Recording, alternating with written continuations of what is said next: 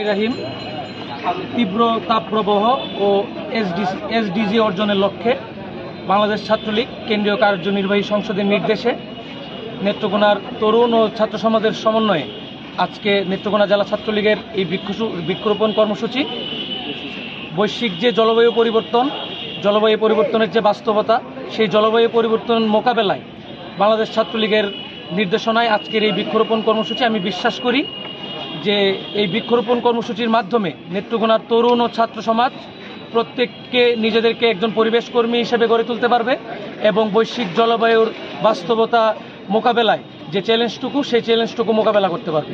ধন্যবাদ।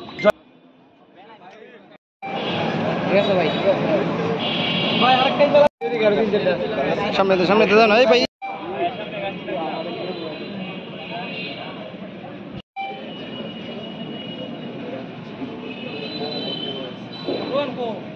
রাহিম তীব্র তাপপ্রবাহ ও এসডিজি অর্জনের লক্ষ্যে বাংলাদেশ ছাত্রলীগ কেন্দ্রীয় কার্যনির্বাহী সংসদের নির্দেশে নেত্রকোনার তরুণ ও ছাত্র সমাজের সমন্বয়ে আজকে নেত্রকোনা জেলা ছাত্রলীগের এই বৃক্ষরোপণ কর্মসূচি বৈশ্বিক যে জলবায়ু পরিবর্তনের যে বাস্তবতা, সেই জলবায়ু পরিবর্তন মোকাবেলায় বাংলাদেশ ছাত্রলীগের নির্দেশনায় আজকের এই বৃক্ষরোপণ কর্মসূচি। আমি বিশ্বাস করি যে এই বৃক্ষরোপণ কর্মসূচির মাধ্যমে নেত্রকোনার তরুণ ও ছাত্র সমাজ প্রত্যেককে নিজেদেরকে একজন পরিবেশ কর্মী হিসেবে গড়ে তুলতে পারবে এবং বৈশ্বিক জলবায়ুর বাস্তবতা মোকাবেলায় যে চ্যালেঞ্জটুকু, সেই চ্যালেঞ্জটুকু মোকাবেলা করতে পারবে।